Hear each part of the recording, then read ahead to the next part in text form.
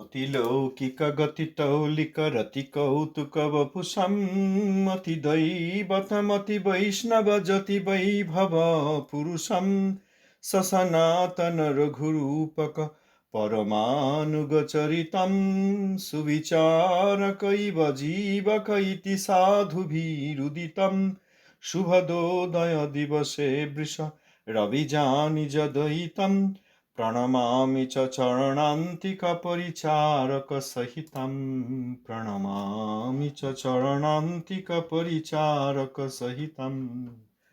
जगद्गुरु प्रभुपाद शिष्ल भक्ति सिद्धांत सरस्वती गोस्वामी ठाकुर जी की जय। शिष्ल गुरु महाराज जी की जय। दशमदस्तन आचार्यवृंद वैष्णववृंद की जय। समागत भजनानंद भक्तवृंद की जय। जी और प्रश्न है, जैसे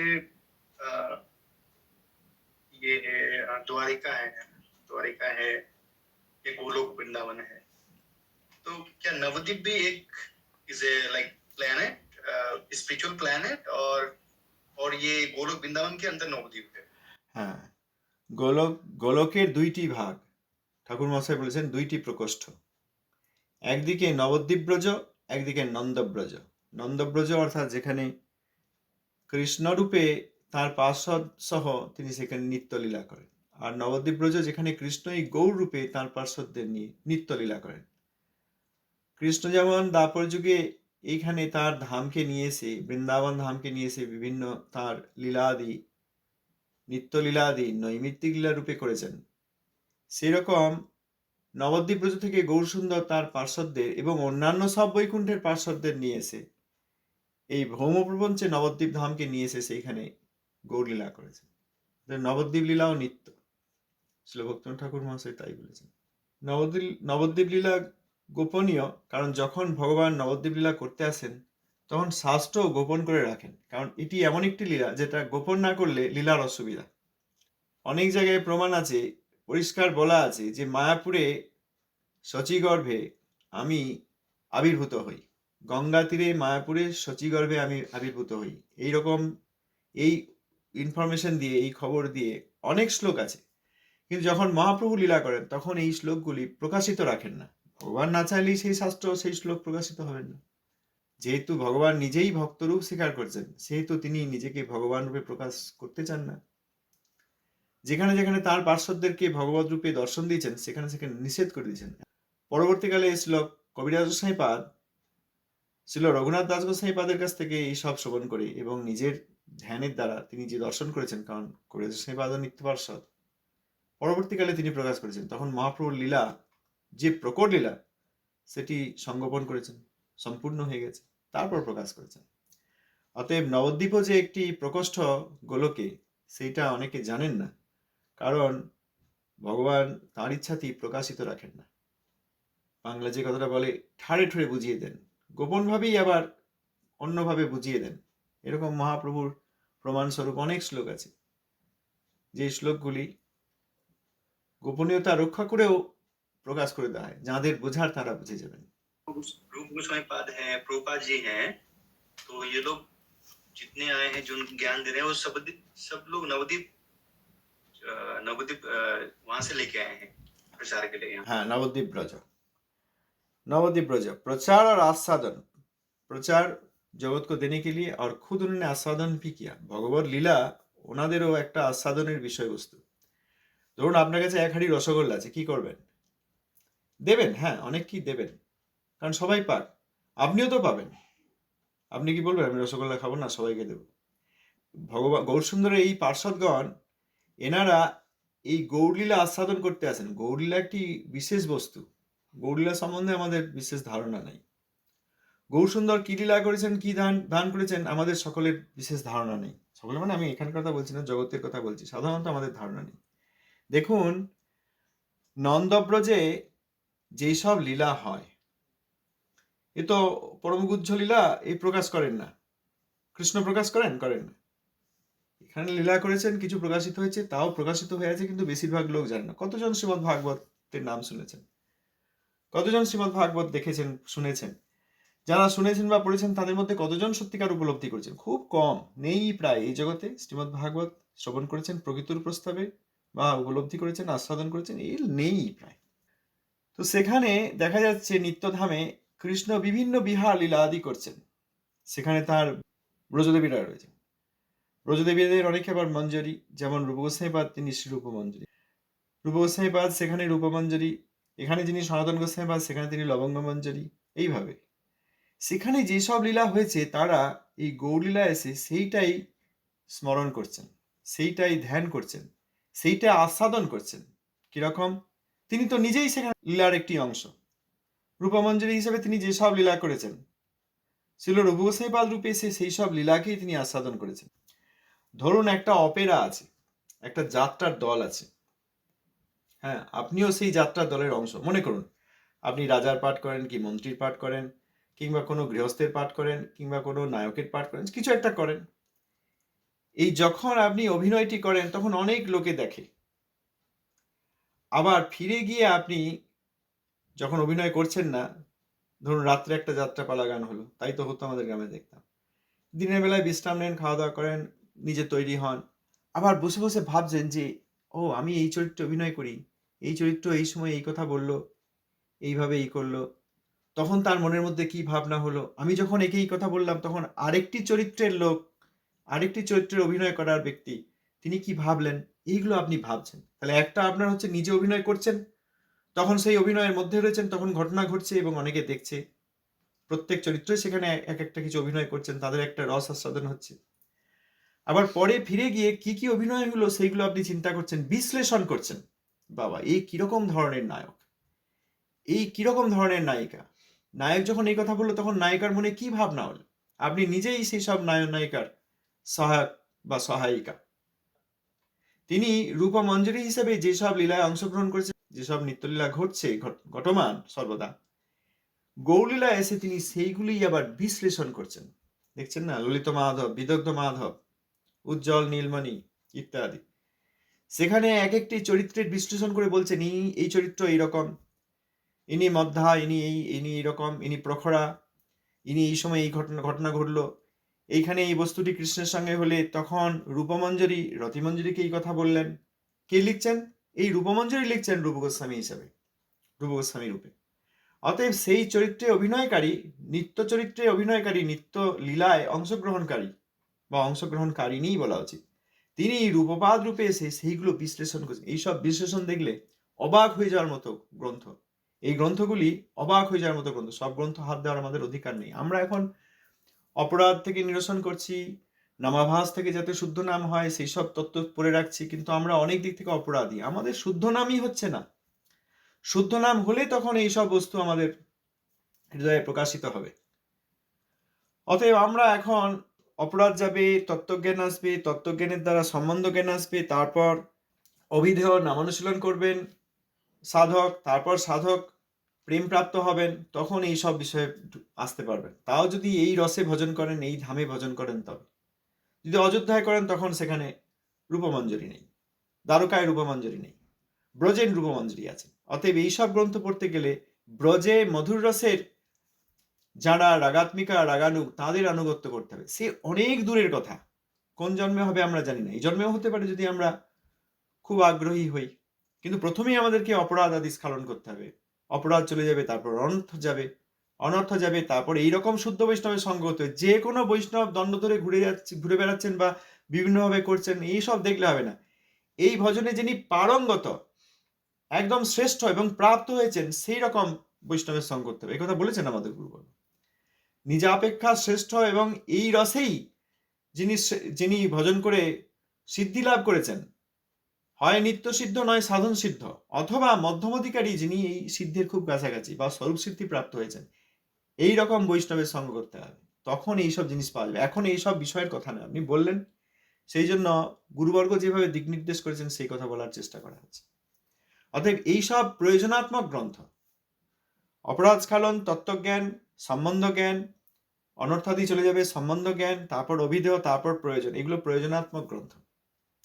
এইসব প্রয়োজনাত্মক গ্রন্থে এই রূপ গোস্বামীপাদ, সনাতন গোস্বামীপাদ, জীব গোস্বামীপাদ, তারা যা সব লিখেছেন, এইগুলো তাঁদেরই নন্দব্রজের যে ভূমিকা, সেইগুলিকে সিনথেসিস করেছেন, বিশ্লেষণ করেছেন, করে নিজেরাই আস্বাদন করেছেন, আস্বাদন করে কিছু লিখে গিয়েছেন, যেগুলো আমরা দেখছি।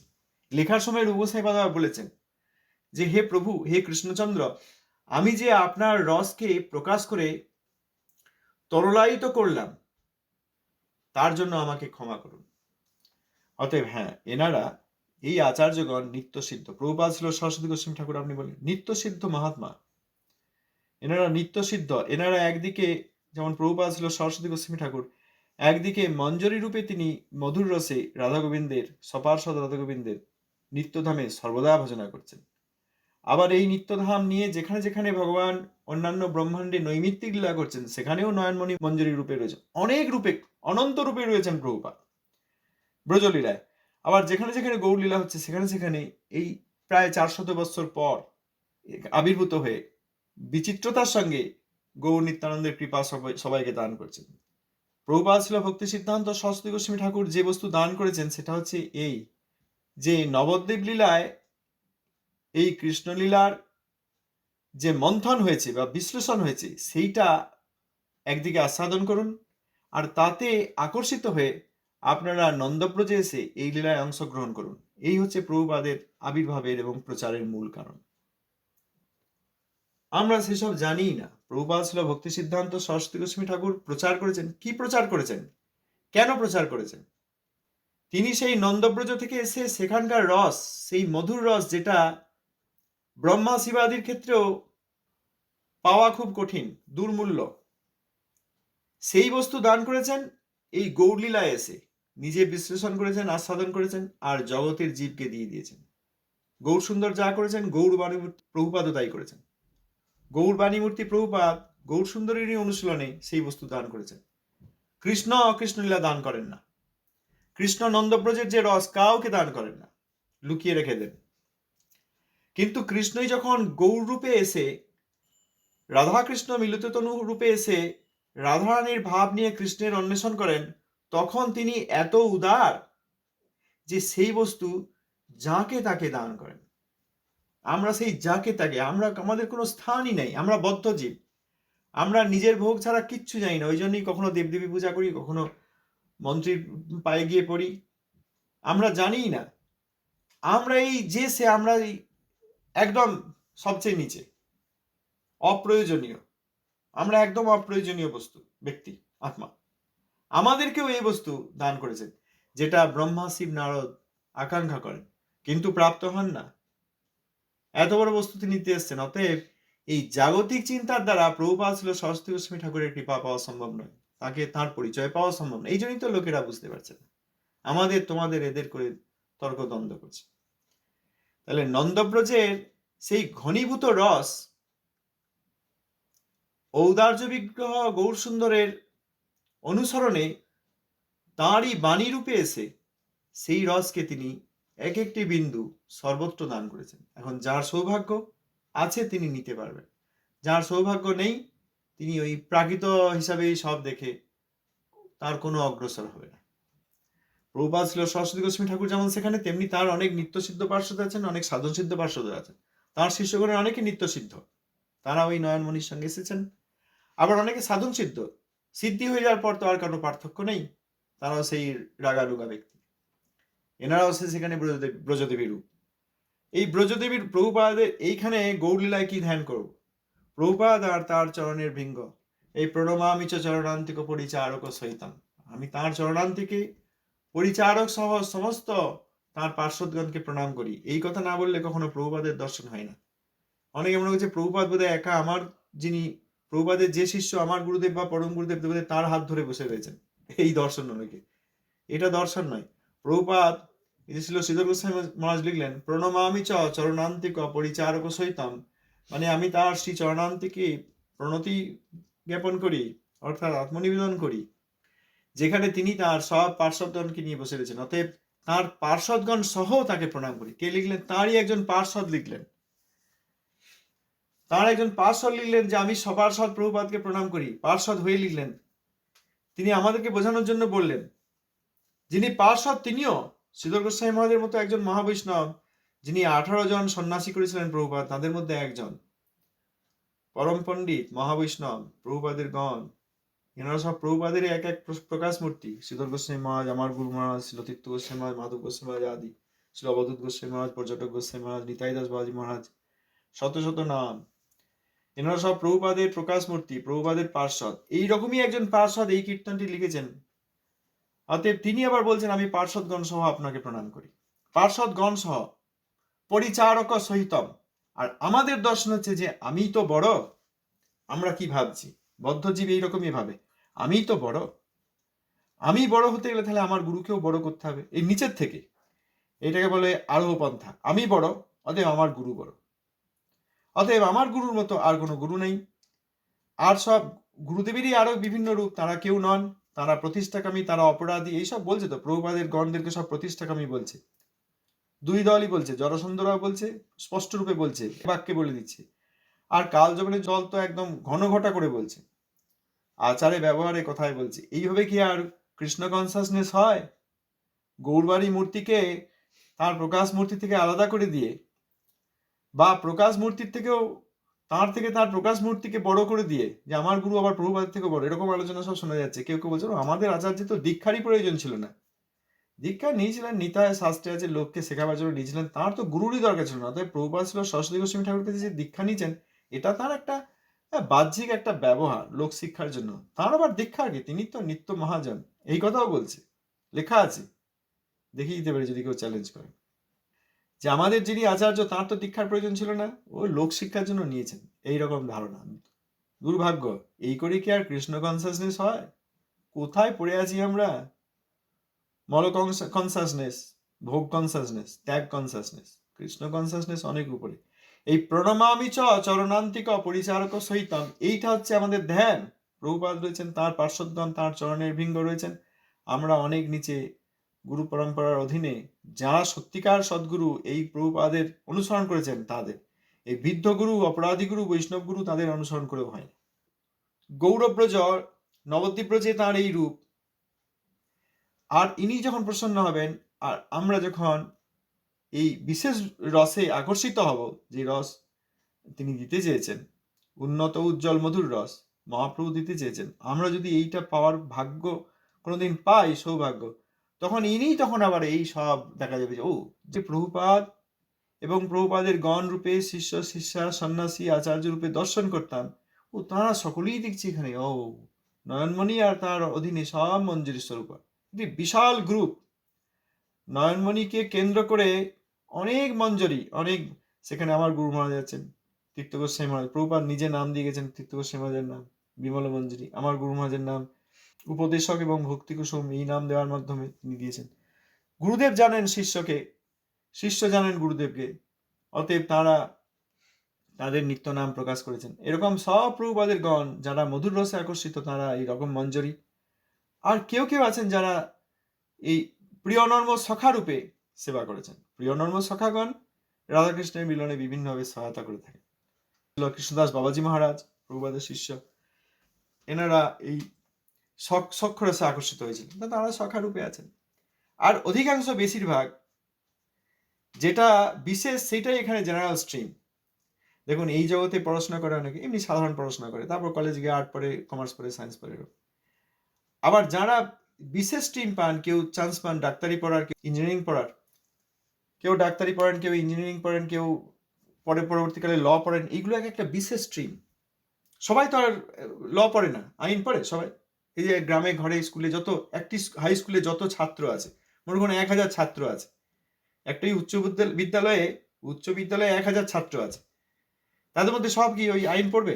না, স্ট্যাটিস্টিক্যালি সেটা ঠিক নয়। একজন দুজন পড়তেও পারে, নাও পড়তে পারে। তাহলে এখানে জেনারেল স্ট্রিম কি? এই আর্ট পড়বে, কমার্স পড়বে, সায়েন্স পড়বে, অন্যান্য গ্র্যাজুয়েট হবে, মাস্টার ডিগ্রি করবে, এইরকম করবে।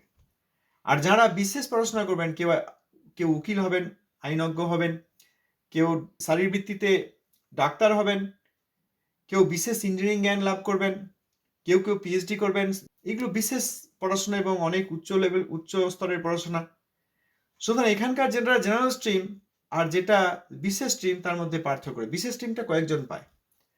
কিন্তু যখন গৌরসুন্দর এলেন এবং তার পদাঙ্ক অনুসারে গৌরবাণীমূর্তি প্রভুপাদ ছিল সরস্বতী গোস্বামী ঠাকুর এলেন, তখন ওই সবাইকেই উকিল করে দেওয়ার মতো। এই স্কুলে যত ছাত্র পড়ছে সবাই ওকালতি পড়বে, তাদের সবার আইনে আগ্রহ এবং আইন পড়ার মতো তাদের বিদ্যা বুদ্ধি এবং ব্রেন আছে।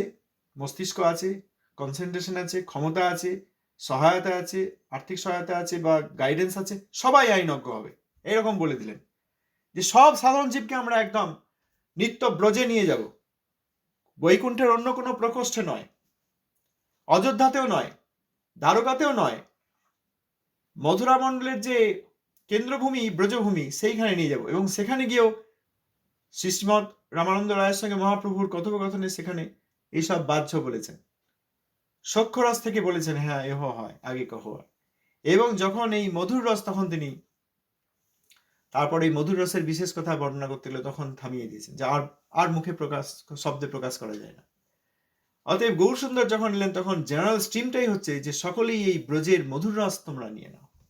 সুতরাং এই মহাপ্রভুর গৌরসুন্দরের কৃপা, প্রভুপাদ ছিল সরস্বতী গোস্বামী ঠাকুর গৌরবাণী মূর্তি, এবং প্রভুপাদের পার্শ্বদগণ গৌরলীলায় এরকম পরম বৈষ্ণব এবং গৌরসুন্দরের এই বিপ্রলম্ব ভাব আস্বাদনকারী, এবং ব্রজে বিপ্রলম্ব এবং সম্ভোগ দুই প্রকার প্রেমের অধিকারী মঞ্জরি সূত্রে, এই দর্শন যতক্ষণ না হচ্ছে ততক্ষণ নিত্য ব্রজে যাওয়ার বা গৌর ব্রজে যাওয়ার, নবদ্বীপ ব্রজে যাওয়ার আমাদের সৌভাগ্য হবে।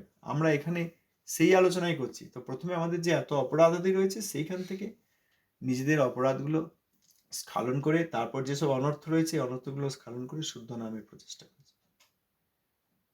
আচ্ছা, ধন্যবাদ।